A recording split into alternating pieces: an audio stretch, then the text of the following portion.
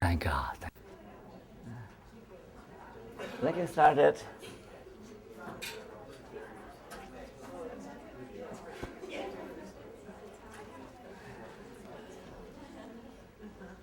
Thank you.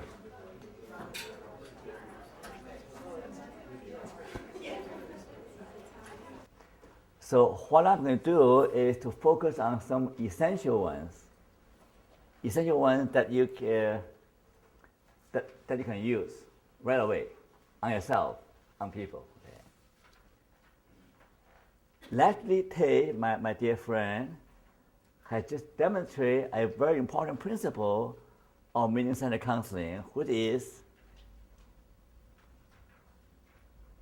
the messenger is the message, the therapist is the therapy.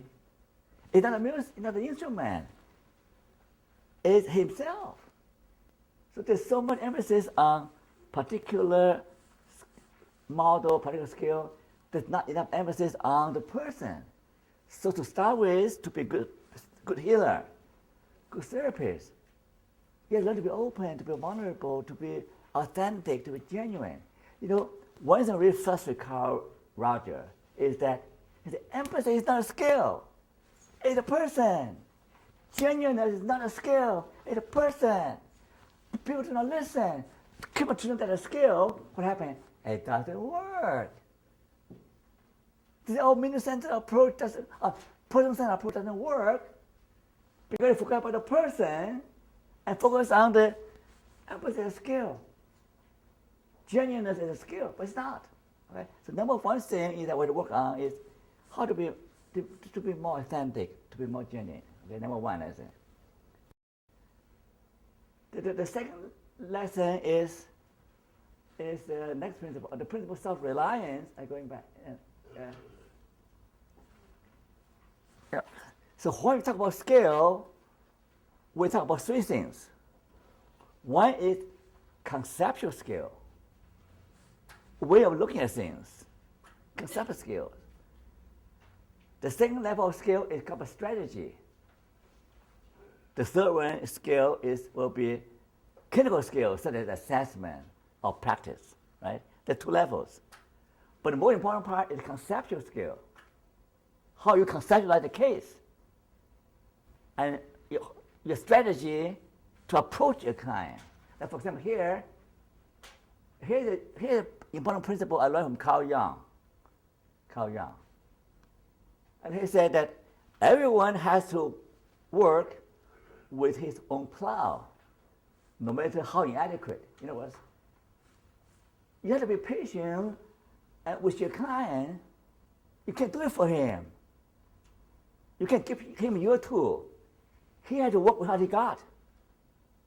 So this is a strategy that is helpful. That don't try to help him out. Let him work out his own salvation. Let him work with what he got, limitations. Now the next strategy is also very important.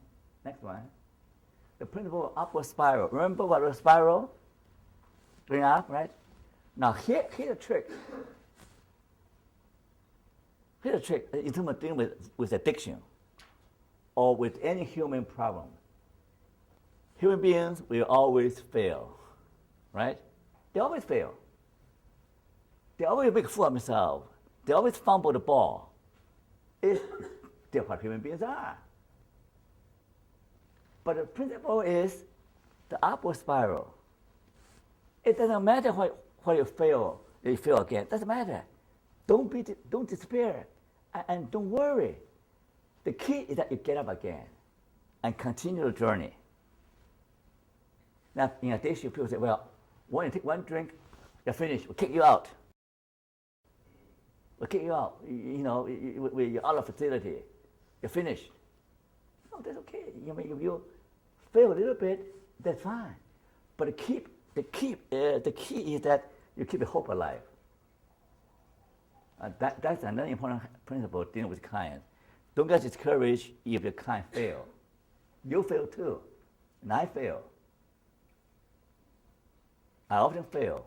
In case you don't know, ask my wife. Right? I fail all the time. And she fails too. We're human beings. Yeah? Now here's something I want you to know. What can you do with the present? Next. Now here, okay. Now here is something important. In many constant theory, they say, well, focus on the present. But a present without a future is a shallow present. Right? You say, oh, present. Here now. A present without a past heritage, a present without a future is a shallow one. So from a meaning-centered approach,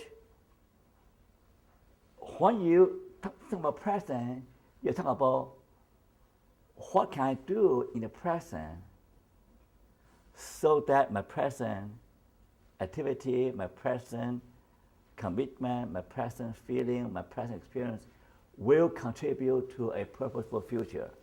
So there's always a future orientation.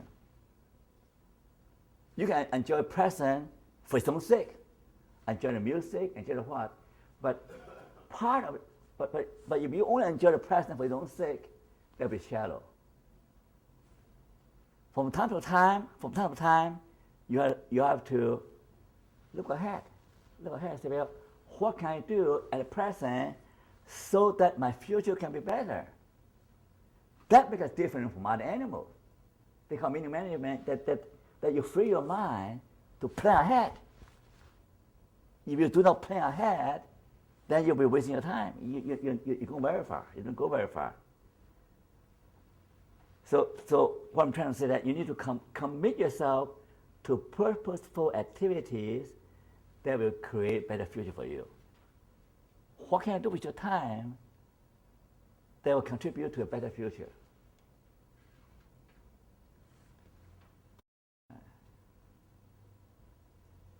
And you can always create meaning whatever your situation. You can turn present into good memories. You can turn present into an investment into your future. So any question about that?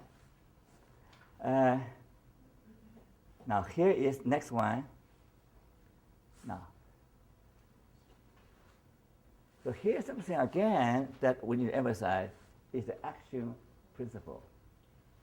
Daily practice of one single truth, one single lesson is better than mere head knowledge of 1,000 truths.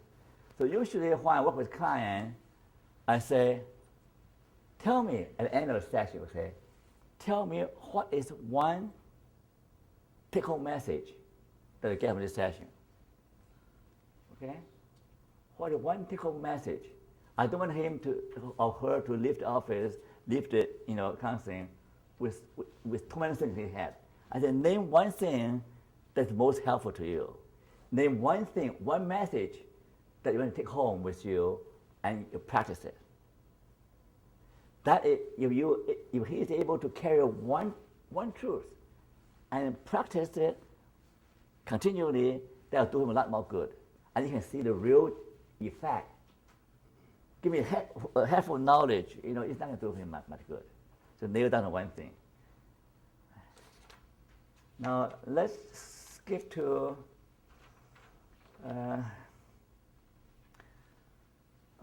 let's go to meaning management theory. The next one, okay? So it's very important to keep in mind that there's nothing more practical than good theory. Do you believe that? I've taught constant theories for years. I always convince my students that there's nothing more practical than good theory. You know why? The good theory helps you to look at things more clearly. A good theory guides you how to approach your clients. A good theory helps you to do the proper diagnosis. Now, in terms of the meaning management theory, it says that the theory is not about how to remove your symptoms. The theory is not about solving a problem. The theory is about how to manage your life. Not just manage life, but the uniquely human aspect of your life. So that is much more helpful to the client. Because if they don't know how to manage your life, they mess up big time. If you help them solve small problem, that's not going to help them very much. But if they learn how to manage their life, not just eating, drinking, but the most important aspect of their life, they're farther ahead. Okay. And next one. Now I want you to pay attention to the fourth point. According to the theory, the human beings have two primary motivations: to survive and to find meaning for survival. To survive and to find meaning for survival. So that is a two pillar of the theory. Remember I mentioned about terror management theory. The whole terror management theory revolves on the idea about how to avoid death, how to protect yourself against the terror of death, and how to survive. But we have to go one step further. We say life is not about avoiding death. Life is about finding possible reasons and meanings for living in spite of the terror of death.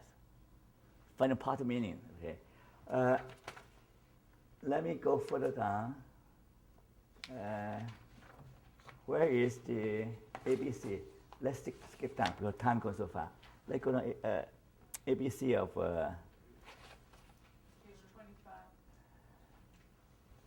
That is a good summary. A, B, C, D. Now, anybody remember Albert Ellis? What's A, B, C, D? Albert Ellis. A stands for what? For Albert Ellis. Activating event. Oh, the antecedent. Huh? A? The activating event. Activating event. B? Behavior. C? Consequence. D? What's D? Is that D there? No D. Dispute, okay. So that is the theory in a nutshell, right? It's a theory and also a skill involved. And usually they teach the patients about ABCD. Activating event, belief, consequence, and dispute the dysfunctional. Now, so you get that, right? So you know that the key is dispute the dysfunctional belief. That is the heart of rational emotive therapy. Am I right? It's very simple, but very popular because it's so simple. Dispute dysfunctional belief. Now let's translate that into meaning management theory. Okay. Now what's A? So now we're playing a different game now. A is accepting life in its totality, including all the existential givens, like fear of death, fear of loneliness, fear of meaninglessness, or the bleak situation, accept life in all its totality. That acceptance is the key to meaning therapy. There's a lot of skill involved in getting. Remember we talked about that yesterday or this morning. I forgot it. It's all mixed up. We're gonna mix up. We spent a lot of time talking about acceptance, right? Up this morning, right? This morning. So that's the key. If you're able to accept, and then you go to the next step. What? Believing in the possibility of hope and meaning, and finding a life is worth living. So now, okay.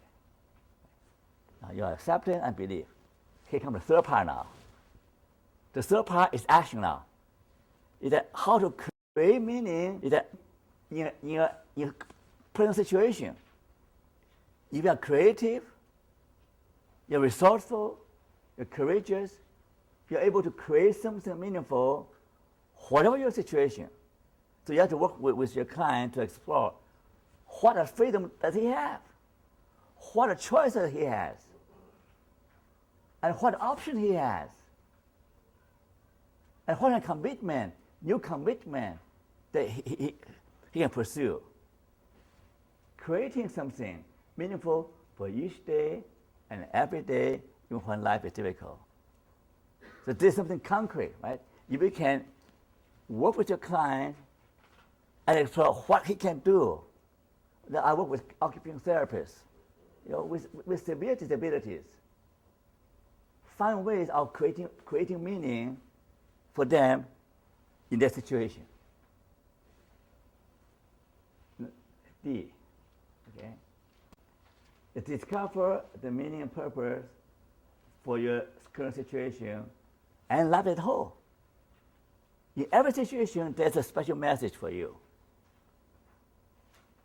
Okay? What is the proper response to that situation? And then you have to respond to life as a whole. What is your proper response to life as a whole? And finally, at an E there, then you're able to enjoy the freedom and the fullness that come from positive life change. So here's the catch, right? We're not interested in simple behavior change. We're interested in life change. That's a big difference, right? We're interested in life management that produces life change. But when life changes, behavior change automatically. Often change automatically. So this is a macro approach. It can work alongside with more micro approach, okay? But this is something that often that is neglected by other theories. So there's A, B, C, D, and you can practice that on yourself. So it's fine to believe that life can be meaningful, can be worthwhile.